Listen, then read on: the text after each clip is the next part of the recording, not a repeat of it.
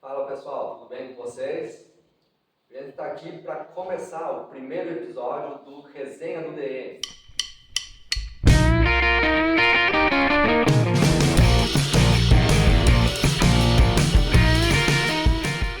E hoje a gente tem aqui um cara que, na minha humilde opinião, é um dos melhores finalizadores que a gente tem no futsal brasileiro.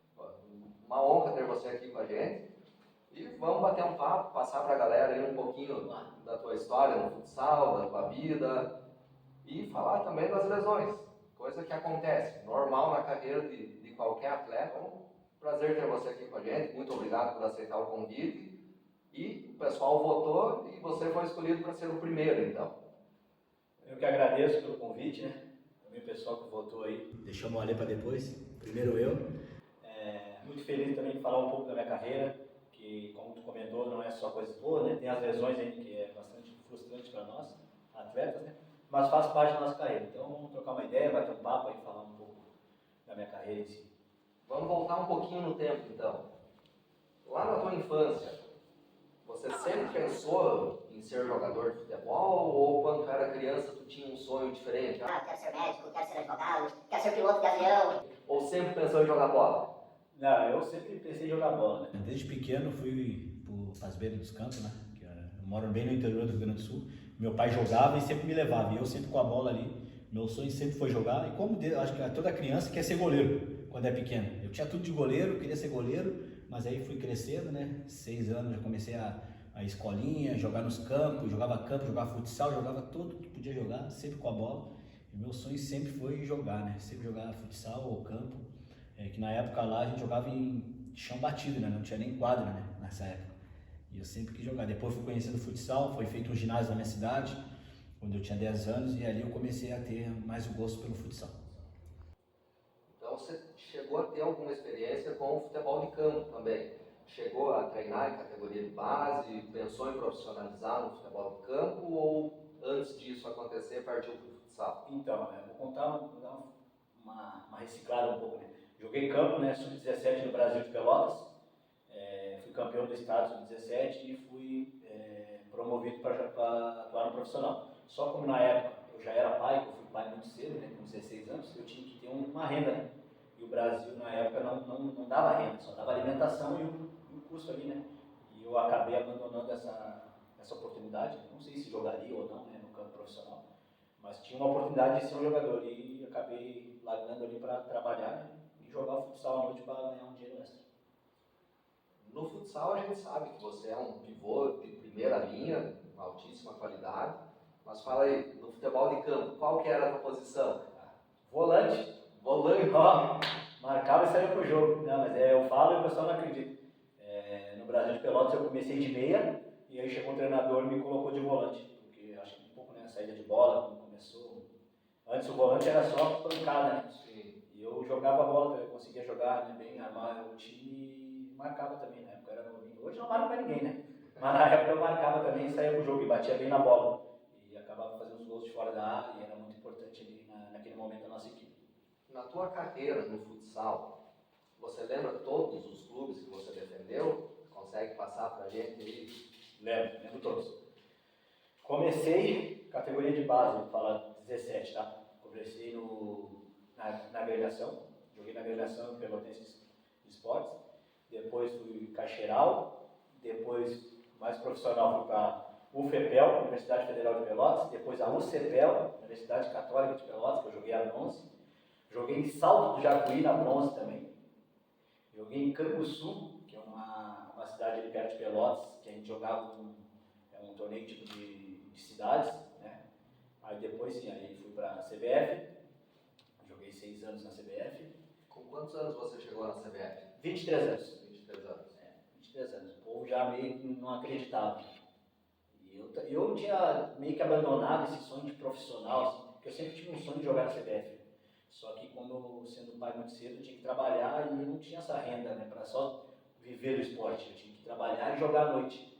E chegou um ponto que eu joguei na Prata, fui goleador da Prata 2 anos, e aí a CBF veio me fazer uma proposta. E eu sempre falava, só saio daqui se a CBF me levar, porque eu tinha um sonho de jogar lá e acabou acontecendo. Eu com 23 23 anos, já um pouco tarde pro futsal, né? E acabei chegando na CBF com 23 anos. Aí depois da CBF fui para a Intel, depois da Intel Joinville, depois do Joinville tive uma rápida passagem no futebol japonês, no futsal japonês. Eu voltei, aí no Marreco Campo Mourão Sorocaba e agora no Pato Futsal. Ainda bem que está por aqui agora, né? E seleção brasileira? Seleção brasileira. Isso é a nossa próxima questão. Como que foi essa tua experiência na seleção brasileira, essa tua passagem?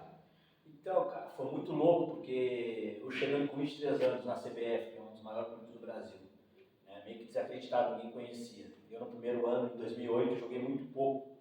Jogava poucos jogos, mas eu conseguia fazer uns gols e renovei mais um ano, né, na CBF. Nesse mais um ano, em 2009, a gente ganhou tudo, né? E ganhou Liga, ganhou Taça e ganhou o Gauchão. E eu acabei sendo artilheiro do time, tive um destaque bastante grande, né, no final do ano. Em 2010 veio a minha convocação. Minha primeira convocação, eu fui convocado, no primeiro jogo que eu tive com a CBF, machuquei. Fui cortado. Cara, foi uma decepção muito grande. Eu digo, pô, a primeira convocação eu já me machuquei, uma lesão de panturrilha que já vinha me incomodando. E eu bati uma tristeza muito grande, fiquei 2 meses parado. Mas graças a Deus voltei em 2010, fui artilheiro do Gauchão e fui convocado novamente. Aí sim consegui realizar um sonho, não só meu, né, da minha família também. Meu pai, que hoje não está mais entre nós, sempre sonhou isso, e a minha mãe, né, que está aí.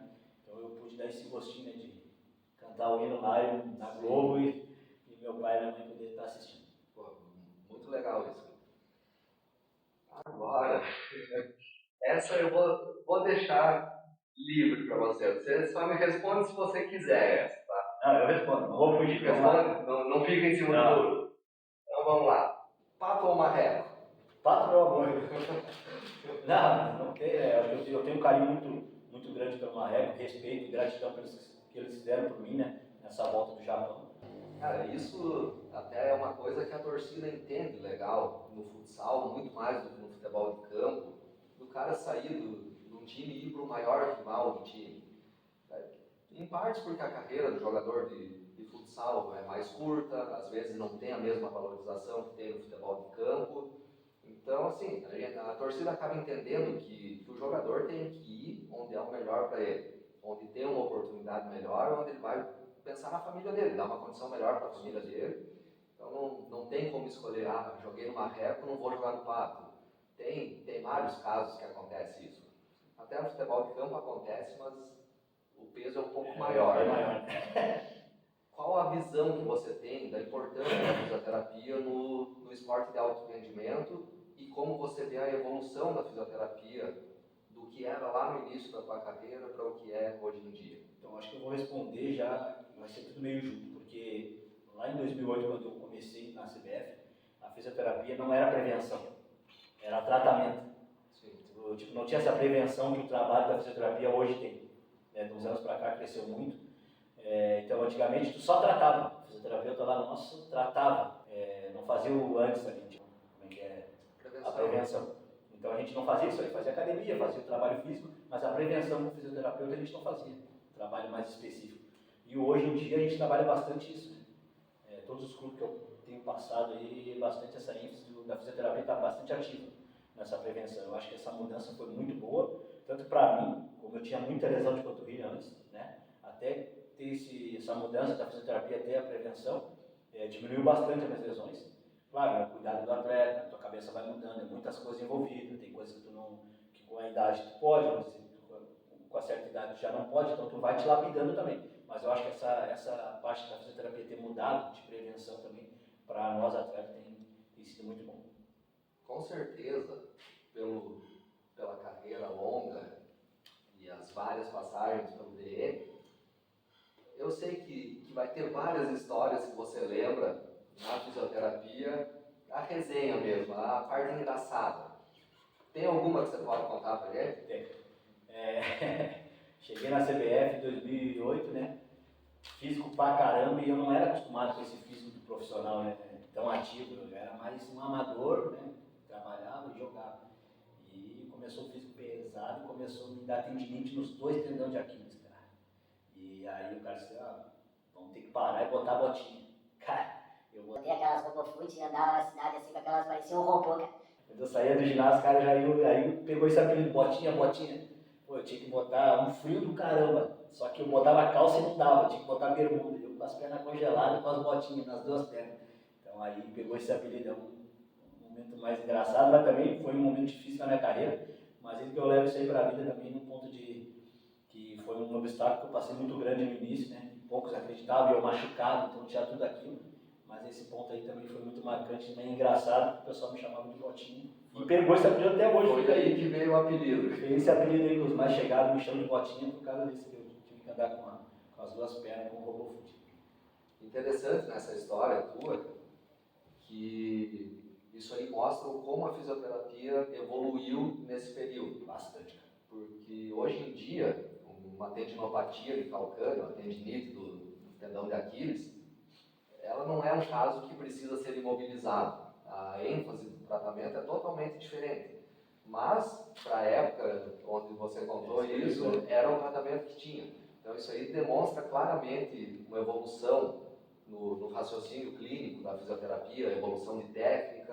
Pô, interessante isso. Então tem coisas que antigamente botavam gesso. Hoje já não imobiliza mais, já é uma recuperação ativa, a gente troca bastante ideia. Então acho que evoluiu bastante a fisioterapia, está dando muito margem para o atleta se cuidar antes de ter a lesão. Então acho que isso, a fisioterapia deu uma boa melhorada na condição do atleta para desempenhar a sua profissão. Você já falou que a lesão que mais te incomodou foi a lesão da panturrilha, né? Teve várias vezes ali. Tu lembra de algumas outras lesões que você passou na tua carreira? Cara, a lesão de panturrilha me marcou bastante porque eu tive várias graves, assim, sabe? De ficar 2, 3 meses parado, sabe?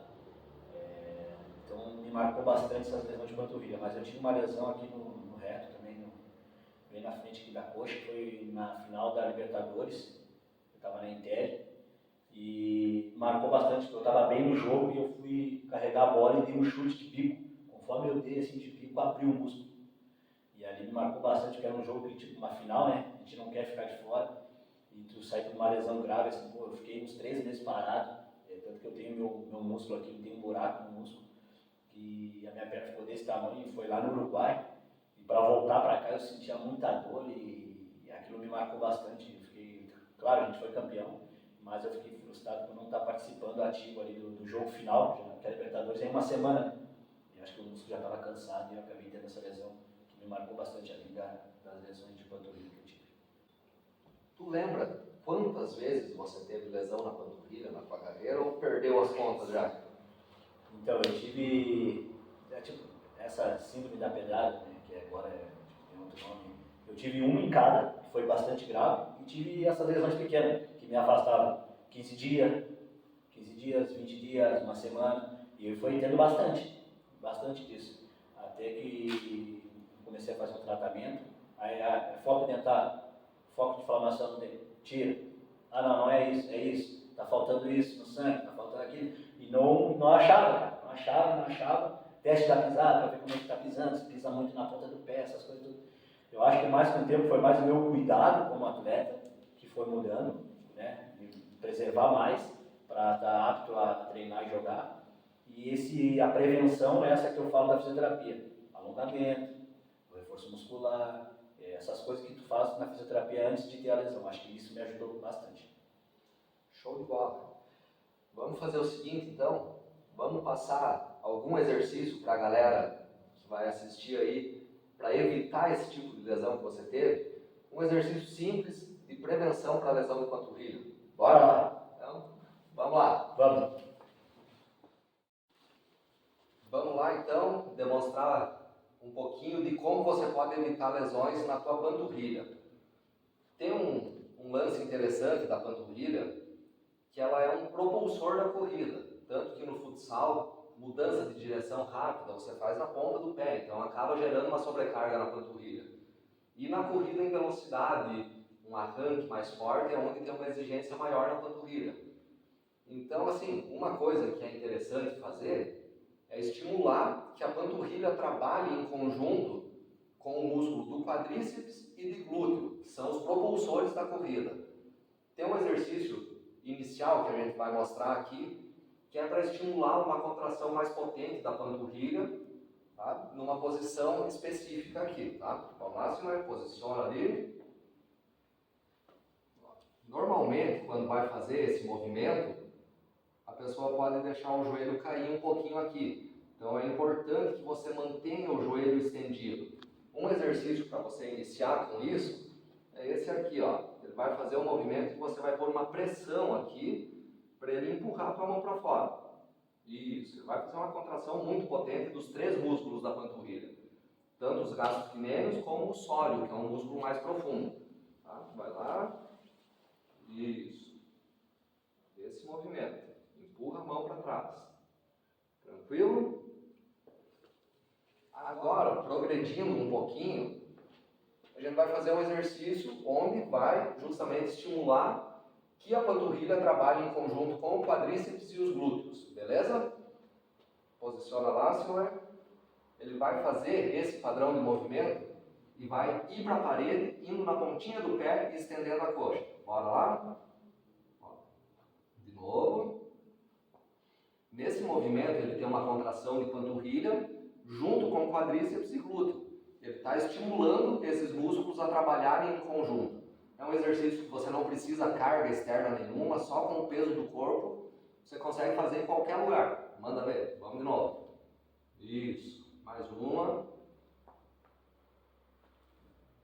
Ele vai partir da base de um afundo, finalizando na posição que a gente treinou antes. Perna totalmente estendida, glúteo ativo, quadríceps ativo. Então você está trabalhando essa extensão completa, que é o que vai melhorar, além de prevenir lesões, vai melhorar a tua velocidade.